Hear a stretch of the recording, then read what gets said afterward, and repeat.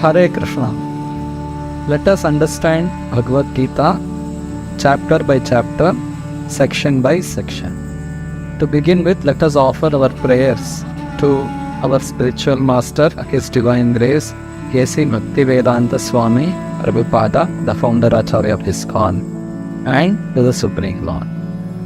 Namo Om Vishnu Padaya Krishna Presthaya Bhutale Srimate Bhakti Vedanta Swami Nitinamine Namaste Saraswate Deve Gauravani Pracharine Nirvishesha Shunyavadi Paschatya Deshatarine Jai Shri Krishna Chaitanya Prabhu Nityananda Shri Advaita Gadadhara Shri Vasadi Gaura Bhakta Vrandam Tapta Kanchana Gaurangi Radhe Vrindavaneshwari Rishabhanusute Devi Pranamami Hari Priye He Krishna Karuna Sindho Dina Bandho Jagatpate Gopesha Gopika Kanta Radha Kanta Namostute Hare Krishna Krishna Krishna Hare Hare Hare Rama Rama Rama Hare Hare Om Namo Bhagavate Vasudevaya Om Namo Bhagavate Vasudevaya Om Namo Bhagavate Vasudevaya. Today let us understand the summary study of chapter 1 of Bhagavad Gita. I am reading from Bhagavad Gita as it is, written by His Divine Grace A.C. Bhaktivedanta Swami Srila Prabhupada, the founder Acharya of ISKCON.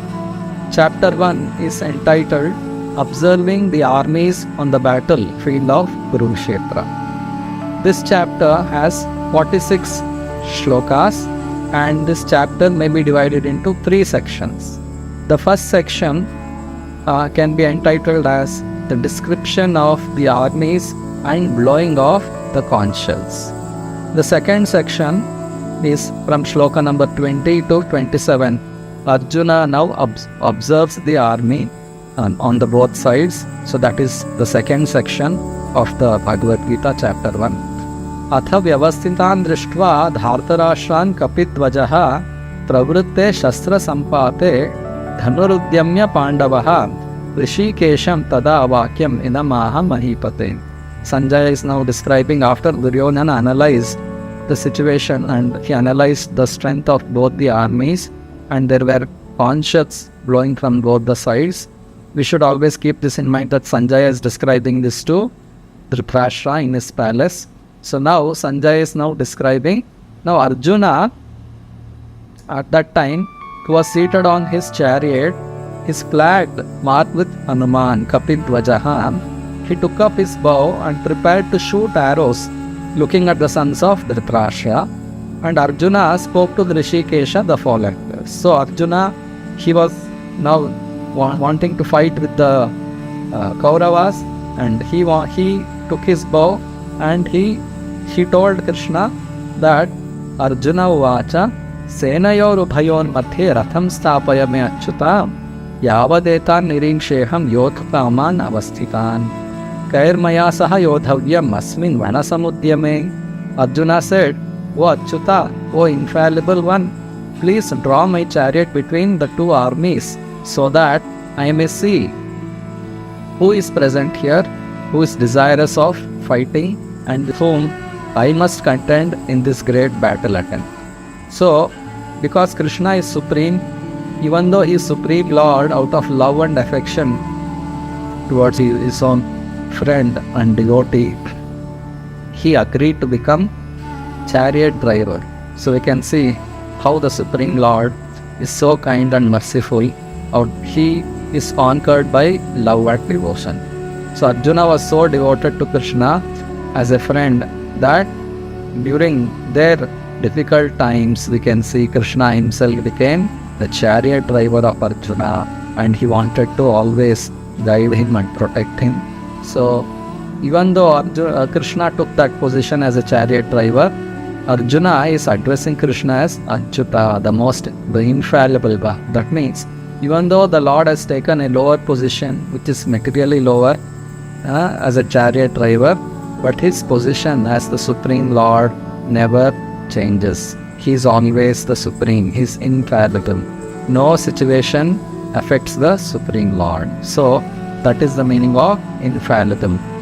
Achyuta.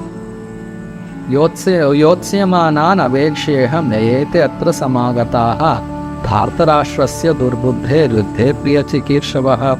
Arjuna said, Krishna, let me see those who have come here to fight, wishing to please the evil-minded son of Dhritarashtra. And then further, Sanjaya said, Evamukto Rishikesho Gudakeshena Bharata Senayor Bhayor Madhye Stapayitva Rathottama. Being thus addressed by Arjuna, Lord Krishna drew up the fine chariot in the midst of the armies of both parties. So when Krishna was ordered by Arjuna to place the chariot between both the parties, Krishna, he brought the chariot between both the parties, and then Bhishma Drona Pramukataha Sarvesham cha Mahikshitam Uvacha Partha Pashyaitan Samavetan Kuroniti. In the presence of Bhishma, Drona and all other chieftains of the world, Rishikesha, Lord Krishna said, just behold Partha, all the Kurus who are assembled here. So Krishna brought the chariot between both the armies, and he brought especially in front of Bhishma and Drona. And then he told Arjuna, look at all the chieftains who have assembled here. Tatra pashyat sthitan parthaha titran atha pitamahan acharyan mathulan bhratran putran pautran sakhim stata shvashuran suhrudaschaiva senayor bhayorapi. He, Arjuna, could see within the midst of the armies of both the parties his fathers, grandfathers, teachers, maternal uncles, brothers, sons, grandsons, friends, and also his father-in-law and well-wishers present. So we can see different relatives and friends were present in both the sides, and Arjuna saw that. Tant samikshyasya sakaunteyaha sarvan bandhun avastitan kripaya paraya vishto vishidan nidam apravit. When the son of Kunti, Arjuna, saw all these different grades of friends and relatives, he became overwhelmed with compassion and spoke thus. So when Arjuna saw all these relatives, he was overcome by compassion. Kripaya paraya vishto vishidan nidam apravit. So he spoke. This is now the third section of the Bhagavad Gita, chapter 1, Arjuna's reaction and refusal to fight. Shloka number 28 to 26.